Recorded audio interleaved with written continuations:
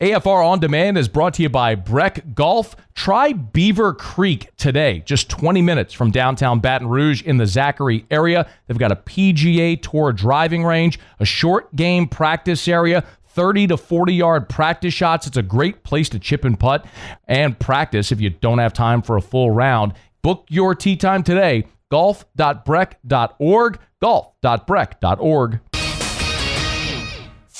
Matt Moscona. I'm very important. After further review. Say it one more time. After further review with Matt Moscona. And here we go. Live from the Raising Cane studio. Let's ride!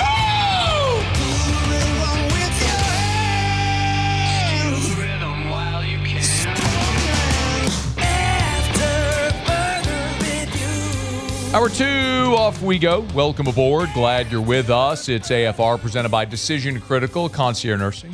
I'm Matt. Love you, Matt. Paul O'Neill. They're chanting Paul O'Neill's name. Russo. And Mr. Toby Template.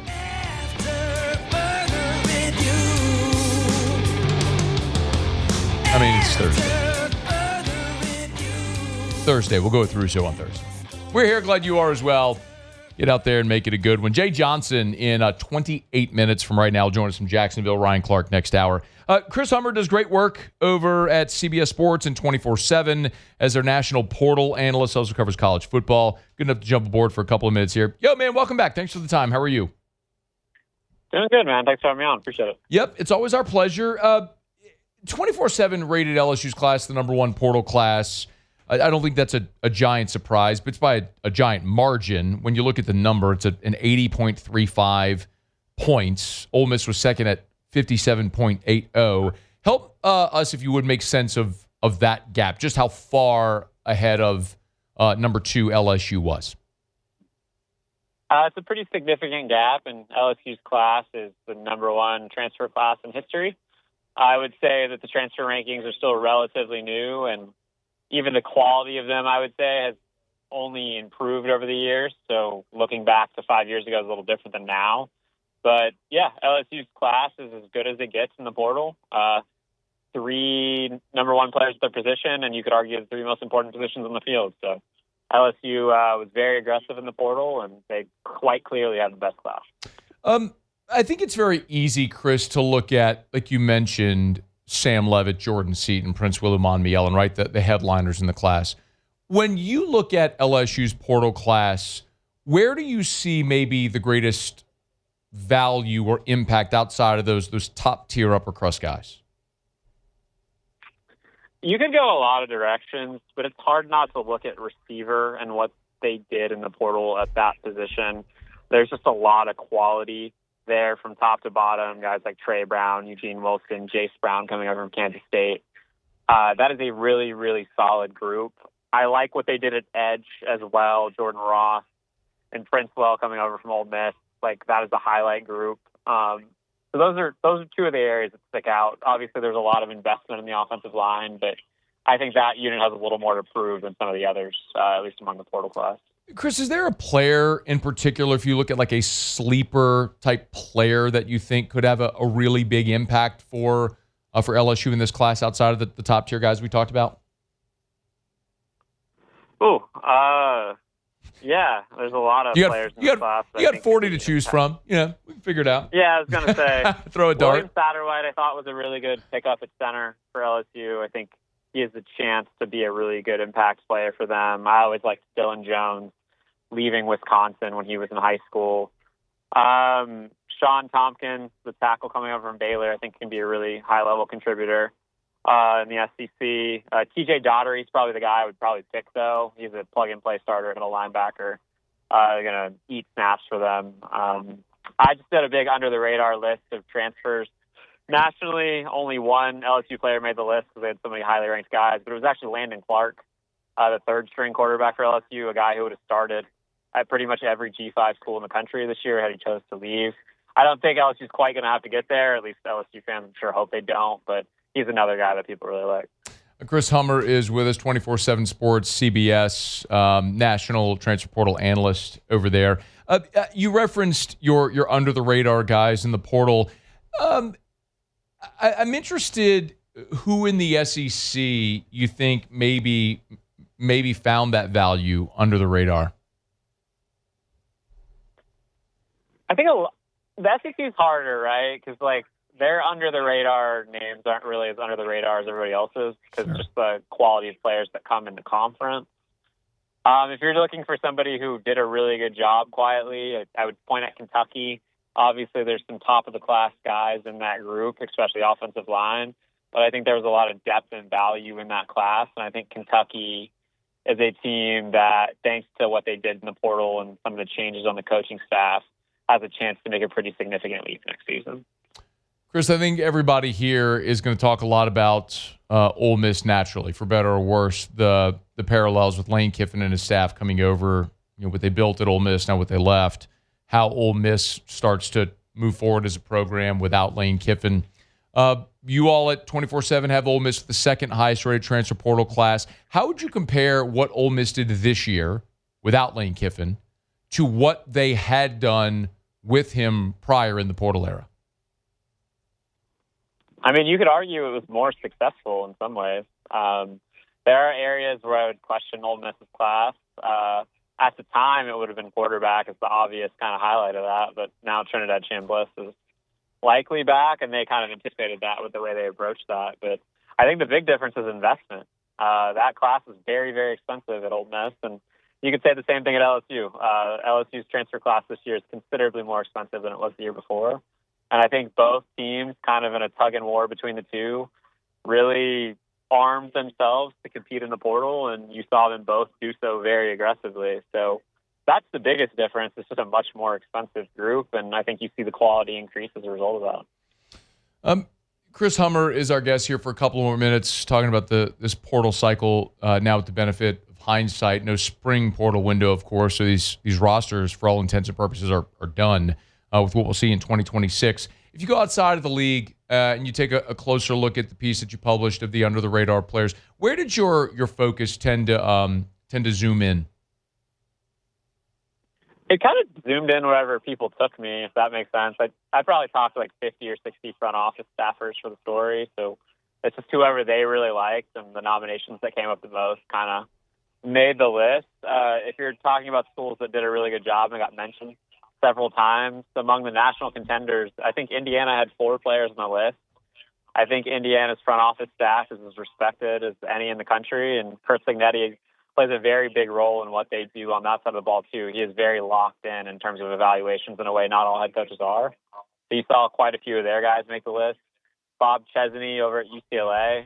The Bruins had quite a few guys pop up on here. I think people thought they did a really good job rebuilding that roster, and there was a lot to do. And in the Big 12, Cincinnati, Texas Tech, UCF, all had multiple guys, just players that front office staffers really liked and what they did. And if you go out to the ACC, Boston College came up quite a bit.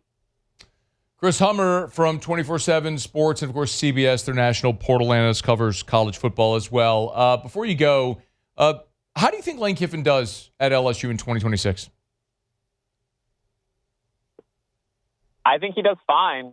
Whether it's enough to justify the cost of that roster and the expectations that'll be on him, we'll see. But they're going to be one of the 3 most talented teams in the SEC next year on paper. And given the schedule and given what's on that roster, I would be surprised if they didn't win 10 games.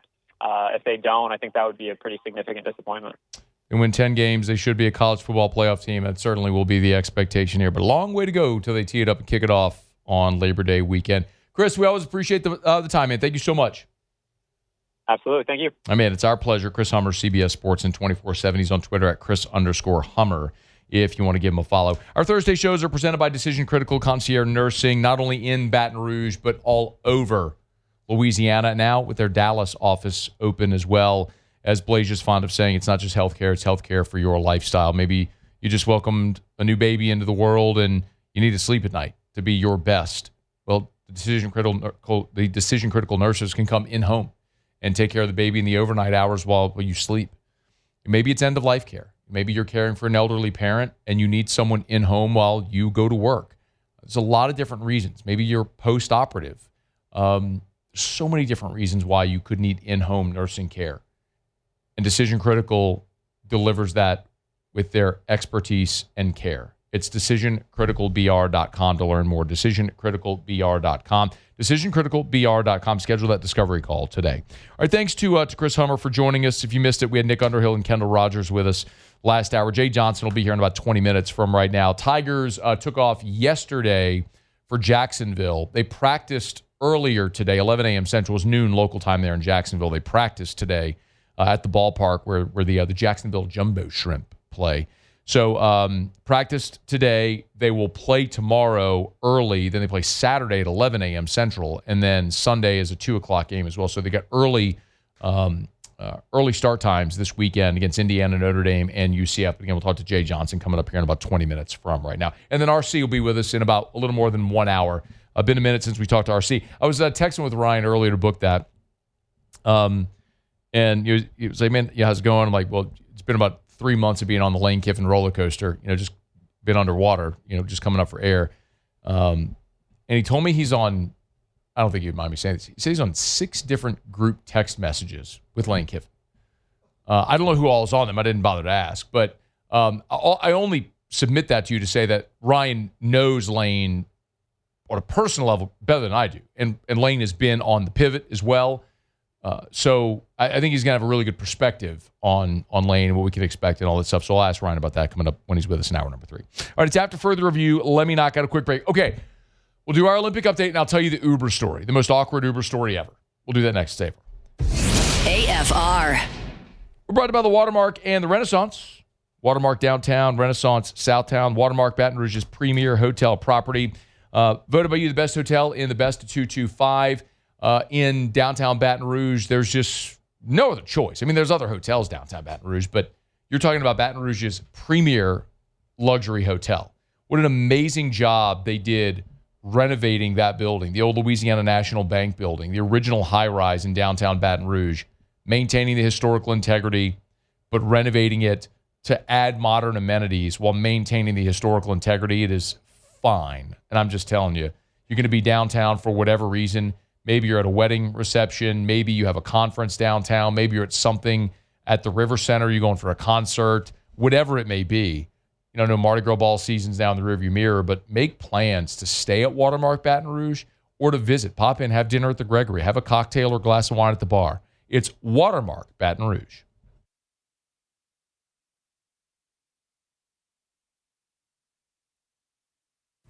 After further review with Matt Moscona, presented by Decision Critical Concierge Nursing. Healthcare for your lifestyle. Learn more at decisioncriticalbr.com.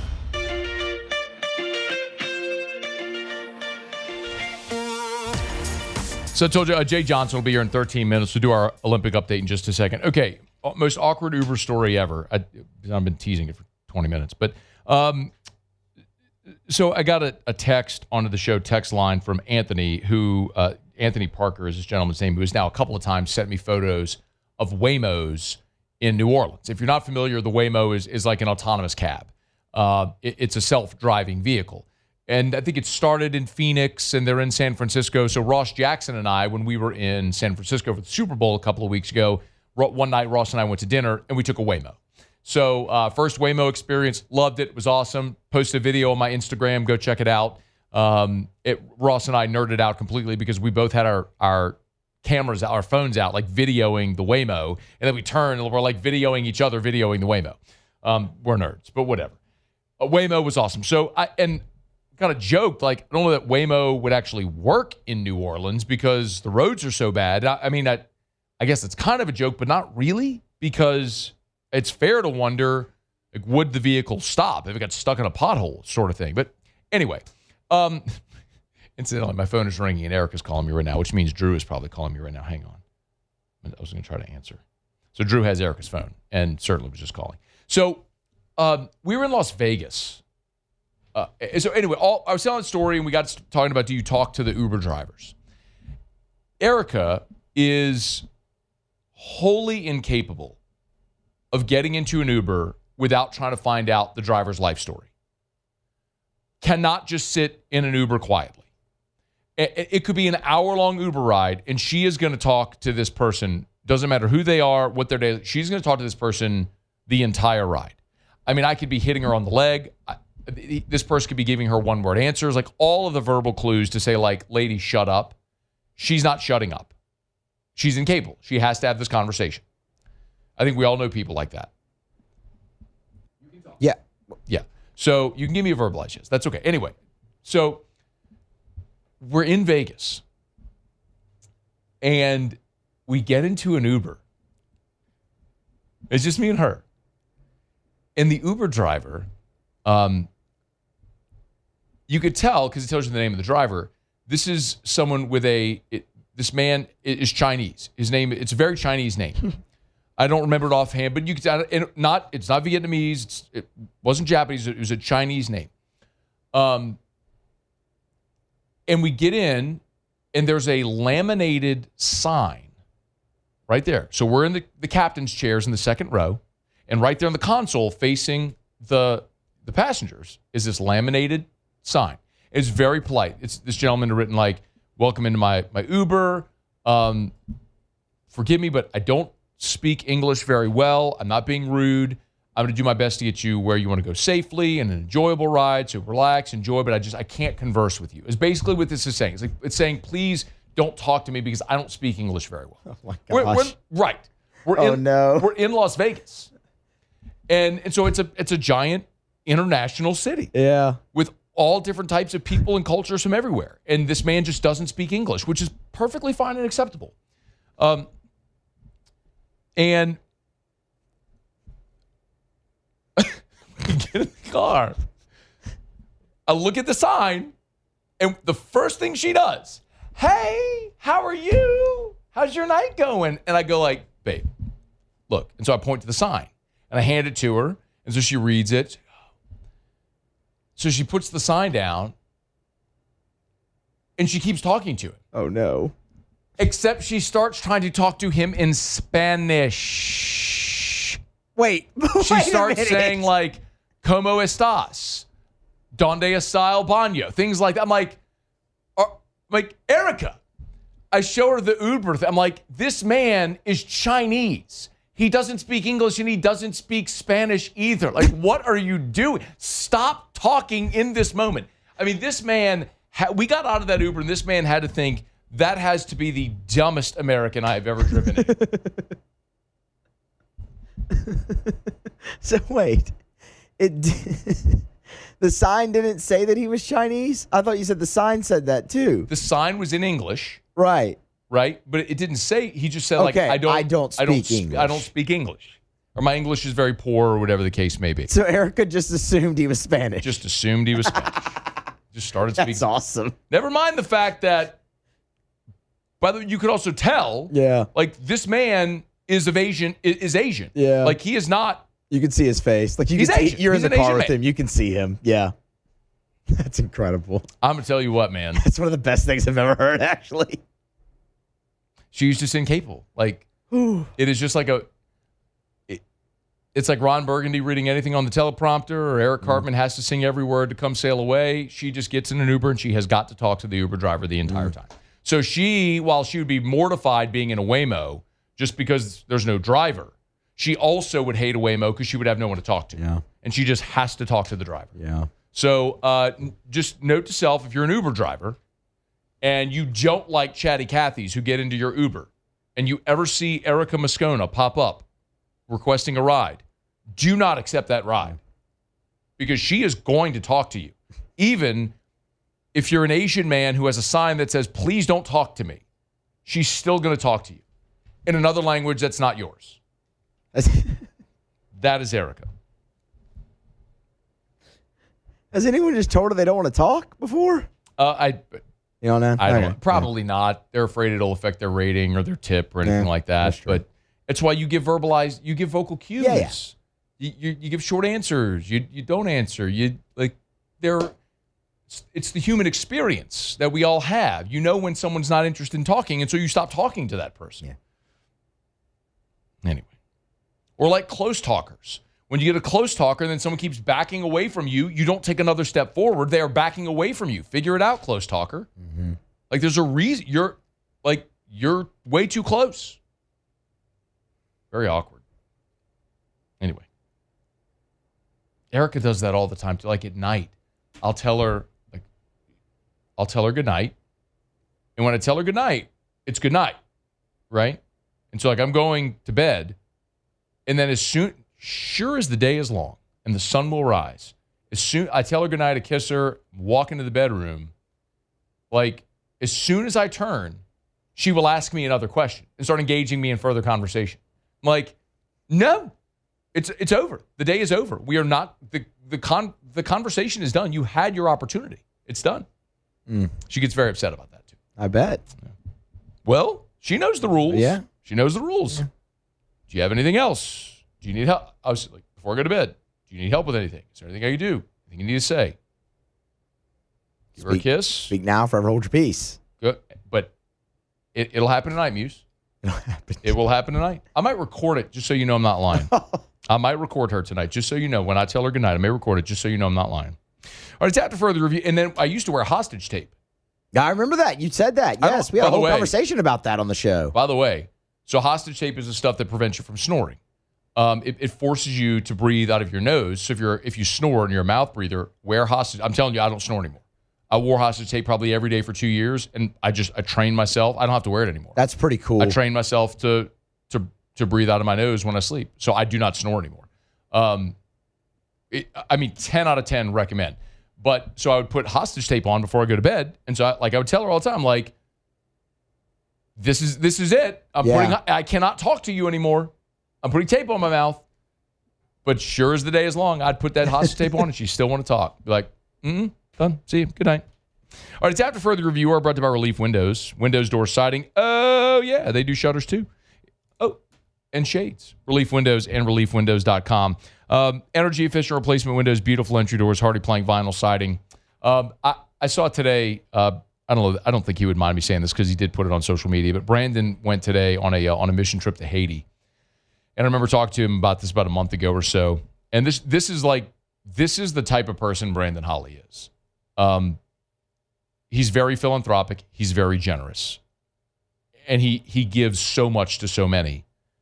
And he's obviously done very well in business and has had the means to be able to support a lot of different organizations.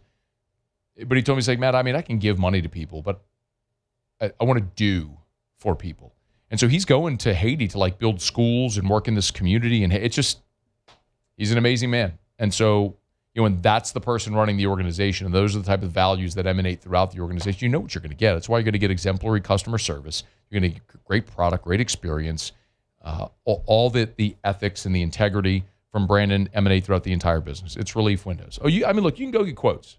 You can go get 5 quotes, 10 quotes, however many you want. If you're looking for the cheapest, Relief Windows is never going to be the cheapest. They won't. Their business model does not allow them to be the cheapest, but they will be the best. It's Relief Windows and reliefwindows.com. All right, it's after further review. We don't have time for the Olympic update. We'll get to it later because we just spent all that time talking about Erica's Uber story. But I think it was worth it. Like, would you rather hear Go USA from the English guy? Go USA! And hear that we're losing a medal count to Norway? Or would you rather have heard Erica's Uber story? They made a move today on the medal board. Maybe we'll get to it later. But tell me that Erica's Uber story wasn't worth it. I mean, that was awesome. Told you. The fact she started speaking Spanish to the man. That's so good. Spanish. Speaking Spanish to a very Chinese man who speaks maybe 5 words of English. Anyway, okay, it's after further review. We will knock out a quick break. Jay Johnson from Jacksonville when we return. It's AFR. AFR. Man, I love telling you about Clegg's Nursery. I love telling you about a great local business that's been around for 6 decades. So listen, if you got to do some yard work, okay? The freeze is over. Maybe some of your plants died. You need see if you can bring them back to life. And if not, if they're really long gone, you need to plant some new ones. Bypass the big box store. That's going to be my ask for you today. Bypass the big box store.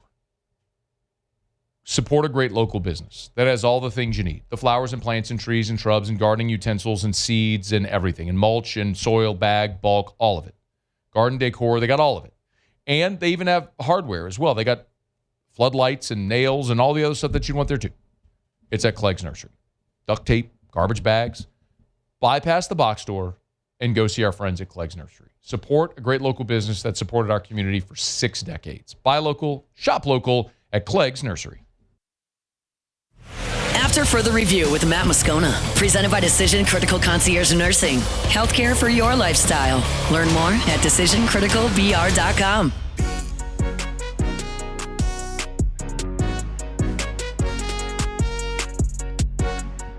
Tigers are in Jacksonville. They practiced earlier today. 3-game series, Indiana, Notre Dame, Central Florida. Jay Johnson, good enough to hop aboard with us for a couple of minutes. Always appreciate it. Thanks. How are you? Good. How you doing, Matt? I'm doing outstanding. Thanks. I'd imagine, when you push off from the dock with 56 ahead of you, you go in with some ideas, right, based on fall and preseason work. Based on what you thought going into the first 5 games in 6 days and what you saw over that sample, anything maybe surprise you or anything different than what you thought? Good question. I think I believed the strength of our team would maybe be in numbers and depth and guys that can help, and that's probably what stood out. We've used a lot of different pitchers in different situations and feel really good about how the bullpen has performed, so not a surprise there. Hitting-wise, a lot of good matchups that we feel like we can get for guys, and they've come through in those deals. So, yeah, I don't think so. I'm pleased that we were behind on opening day and responded well. I'm pleased we were in a close game in game 2 and responded well, and I'm pleased we've played pretty well the last 3 games. Yeah, you found a way to win games in very different ways. It's also interesting, a lot's been made of the 49 strikeouts, which is a program record over the opening weekend. But it's also a team that's led the country in strikeouts the past 2 seasons. It might sound like an obvious thing, but do you all recruit to that? I mean, is it just a product of good talent, or is this something you were all intending to do? Another good question. I'm full of them today. How about that? You're rolling mid-season form. When I arrived here, there was a very clear objective to get to the program level that we want to be at, and that was to recruit elite pitching.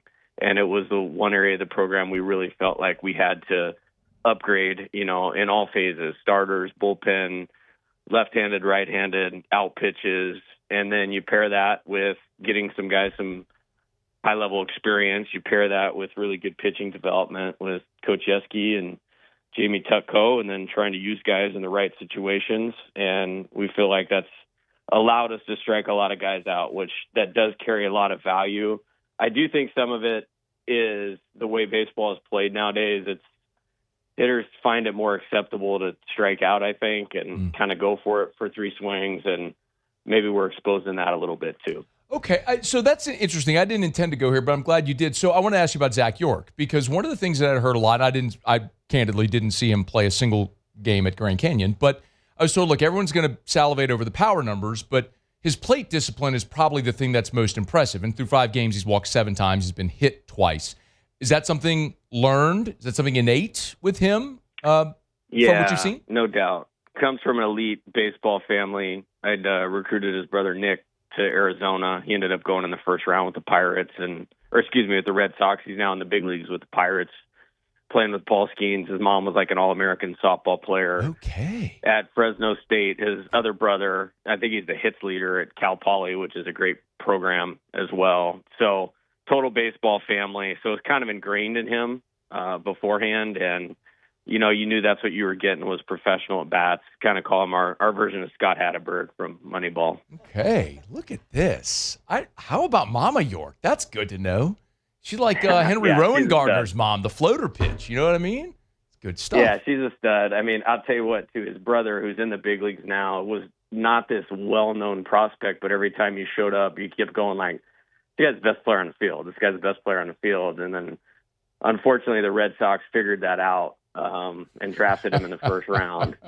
So 5 years later, I was happy to take Zach for 1 year at LSU. Jay Johnson's our guest, Tigers and Hoosiers on Friday. So I saw Bill put out the series notes. So Evans Moore Friday, Saturday. You keep Sunday TBD. So what's the plan there for the first 2 days to get you to Sunday?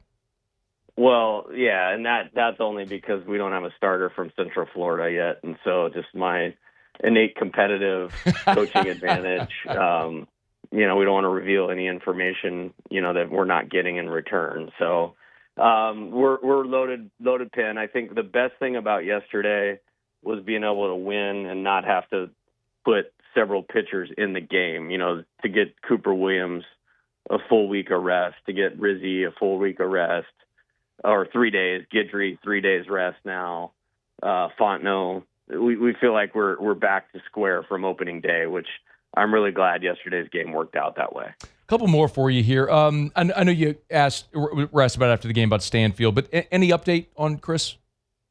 Yeah, he's here with us. Swelling has gone down massively over the last 2 days.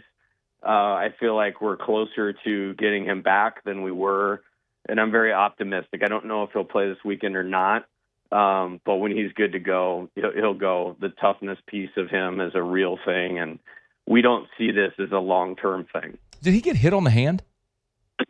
He slid into home on Saturday late in the game. The only ball Jake Brown didn't hit over the fence over the last 2 weeks. I was smoked at the first baseman. I'm still trying to figure out how that guy came up with it and threw a strike to the plate, but had to go to stay out of the double play, and he plays hard, and sometimes those things happen. Yeah. So I'm going to ask you one. Of course, I'm incredibly biased, but I want to ask you about Harden and Ruckert, the two kids from Catholic, who in limited time have seemingly made a pretty big impact. What are you looking for in those two young guys here in the early part of the season? Yeah, I love both of them. I'm really glad they're at LSU. I think they both can contribute to the team. I think they both are contributing to the team. And Daniel's case is just really difficult. You have not just 3, but 4 players returning from a national championship team that were very good contributors, throwing Tanner in there with Chris, Jake, and Derek. And so that's just a little crowded. I would be perfectly fine if he was playing every day for us. And same thing with Jack. I think both those guys, could be starters at LSU at some point, and they're doing a great job. And I'm proud of them. And they're more than accepting the role that they have. They're embracing it, and they've been ready to go when they've been called on. I think Daniel's got on base twice. Jack has a couple of hits, a drag bunt, and a double, and has done a great job in the infield. So they're both doing a great job. Is Lane Kiffin recruiting Omar Cerner to play defensive end? I hope not. It might be the only guy that says no to him, it seems like. So going to be a little selfish on that one. He's been really good defensively as well. Would have been your impression? It's obvious you look at the guy standing in the box. He's so impressive. What about defensively? What have you noticed? I think he's improving every day. I thought it was good. He caught 3 innings yesterday on top of the 7 that he caught on Saturday. And he's a really, really talented player, both offensively and defensively. And what a luxury to have him and Cade here, not just this year, but next year. I think they're going to be cornerstones of next year's lineup. And because they're both good hitters, the fact that they can share the catching duties helps us in a lot of ways. What can you tell us about Indiana? Tony Newbeck, left-handed starter. He threw 4 scoreless against North Carolina last week. We actually faced him in 2022, so he's been in college forever. One of those guys. I was actually watching some at-bats of Dylan Cruz, Cade Doty, and Jacob Berry. That's how long ago that was. From a game in 2022, Tyler McManus homered off him. So he looks good. He threw the ball clean last week. You got to keep the leadoff guy off base. They play more of a West Coast style of baseball. So if you can get the leadoff guy out, it may make it hard to score, and hopefully that's what we can do tomorrow. Jay Johnson, Tigers round robin down in Jacksonville this weekend. I know it's busy. Always appreciate a couple of minutes. Thank you. All right. Have a great day. You do the same. Jay Johnson joining us down in Jacksonville. Tigers play Indiana, Notre Dame, and then they'll play UCF. Again, as you heard him say there, it'll be Evans Moore Sunday TBD just because UCF is TBD as well in their start. I think we would assume it'll be William Schmidt. The competitive nature is not giving away. You're not telling me, I'm not telling you nothing. Good for him. Don't. Be a fun weekend. See the Tigers go in somebody else's ball. I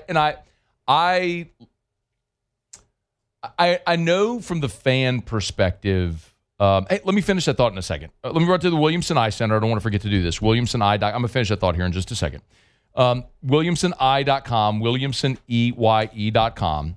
You want to see 2020, call 924-2020. Set up that free consultation. Super easy. By the way, the consultation, you can go to the Williamson Eye Center for the consultation. Or you can do it on the phone. You could do it on Zoom, do it on your lunch break, do it driving to or from work every day. That's just information gathering. That's them getting a little information on you getting a little information from them to determine what might be the best path for you. Then you go meet with Dr. Blake and you can start talking about options. But just take that first step. It's just, the journey of 1,000 miles begins with one step. And this is a really easy one at the Williamson Eye Center. 924-2020, 924-2020, or williamsoni.com. So I know from the fan perspective, it stinks to see the team go away from the box. And I know this weekend the games are streaming behind a paywall, and that makes it harder to watch. I get that. I do. And I'm very aware of that fan sentiment. But the way that I would present it is I think you're going to care way more about LSU standing at the end in Omaha than a weekend in February, them going away from the box and not having those games at home or having them behind a paywall. And one of the things that I love that they do, and I think, I don't love that they do it. I think it's very important that they do it. Same with the midweek. Any opportunity you get to make yourself uncomfortable is a good thing. This isn't a new thought. Generally, at some point during the season, I share this every year. Like, you go through fall, you go through your preseason work, and every day is the same. When you stand in the batter's box, you're looking at the same batter's eye, the same bullpen, the same stands, same flagpoles, same intimidator, same everything. It's all the same. When you're a pitcher, your vantage point is the same. Press box up high, the same backstop, same dugout, same angles, same dimensions, same everything. It's all the same. If you're in the bullpen, your bullpen experience is the same. When you sit in the dugout, you're looking at the same things from your seat in the dugout, looking out every day. When you can go do something different, even if it's partisan LSU fans in Jacksonville, which it'll probably be this weekend, or when you go play a Tuesday against Southeastern or at Nichols or wherever you go play, just getting on a bus, going somewhere else, dressing in a different clubhouse, standing on a different mound, standing in a different batter's box, looking at a different batter's eye, being in a different bullpen, all of that, just doing something different starts to condition you to getting out of your comfort zone, which you become accustomed to during fall ball and preseason work. So I love that that the NCAA allows them to go play those scrimmages now. Like, go play in Lafayette. Go play in Biloxi. Yes, get out. Go. Get out of here. Go. Because you're going to have to go win games in the SEC on the road. You're going to have to go play in Omaha if you get there. So, yes, go experience something different. So, yeah, I mean, of course, I wish it was on free TV or stream this weekend, but it's what it is. And Jay does it for a reason, and it works. So, Tigers have a really good opportunity this weekend with 3 games in Jacksonville. All right, it's after further review. Our Thursday shows are presented by Decision Critical Concierge Nursing. It's not just healthcare; it's healthcare for your lifestyle. Remember, if you're on HRT and your doctor or physician prescribes therapeutic phlebotomy, you need to give blood. You can go to a blood bank, blood center, or call Decision Critical. They'll come to you. I mean, they'll come to your home, to your office, do the blood draw, so you can be a more efficient throughout your day. It's Decision Critical Concierge Nursing. DecisionCriticalBR.com. Okay, let me knock out a quick break. Come back. We usually do Tigers and the pros. NFL DraftKings has put out their first NFL win totals for 2026. Got some thoughts on that. Ryan Clark is with us in 30 minutes. Lot to do. Don't you move. It's AFR. AFR. We're brought to you by River City's 1 Hour Air, where they're always on time, or you don't pay a dime. 752-0001, 752-0001, or 1hourbr.com. 83 degrees for the high today. So we were in freezing temps in an ice storm like 2 weeks ago, and now it's 83, and you're cranking up your AC. Hey, look, we're not quite yet to AC tune-up time. We're getting close to that. But if you're having any issues with your AC or with your heater, it's a great time. Now, maybe your AC is kind of running on fumes. And not literally, but you know what I mean. It's nearing the end of its life, and you know it's about time to change it. This could be a great time before before the warm weather months come to change that AC. Call River City's 1 Hour Air, 752-0001, 752-0001, 752-0001, or online at onehourbr.com, ONE1hourbr.com, where they're always on time or you don't pay a dime. After Further Review with Matt Moscona, presented by Decision Critical Concierge Nursing. Healthcare for your lifestyle. Learn more at decisioncriticalbr.com.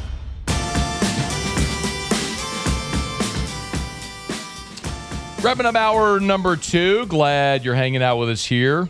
DraftKings has put out their first NFL win totals for 2026. They were the Saints, land some other standouts, or whatever would caught our eye here in about 10 minutes. Ryan Clark next hour as well. Right now, Muso has Tigers in the pros. Tigers in the pros. They still bleed purple and gold. They're just really rich now. Came across this video earlier today on Twitter from MILB Central. A's camp. Gage Jump versus Tommy White in a live batting practice. Of course, 2 overlap for a season at LSU in 2024. It was Gage Jump getting the better of Tommy White. Punches him out looking on a filthy breaking ball after getting him to chase on the high heat. Hey, Samson, don't cut your hair. This guy, this could be the year for Gage Jump, man. You got to remember, a year ago, he made it all the way up to the number 2 prospect in the A's organization. You could see him potentially get the call up. Nice to see him and Tommy White there facing off. And again, Gage Jump, a punch out looking. Tommy didn't punch out looking too much at LSU. The NBA is back tonight. Yes.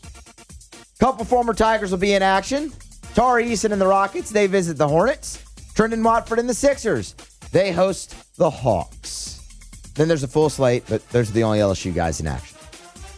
That's Tigers in the pros. That's it? Yeah. Would you not even try? I'm glad. Oh, no. We tried.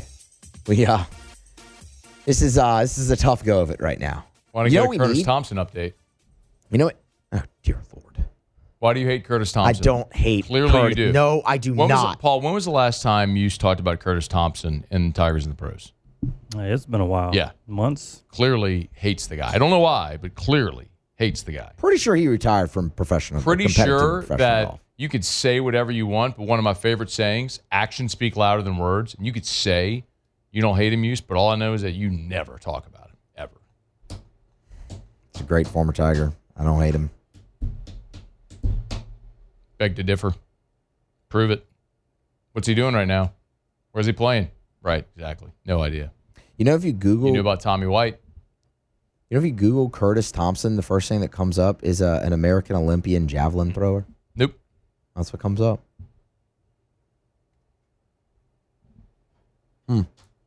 Interesting. We're brought to you by Supper Club. I got a text today from a friend, a colleague, who's a friend, who said, Matt, reading this text directly, said, Matt, I have to tell you, my wife and I experienced Supper Club for the first time this week. Absolutely loved it. Everything about it.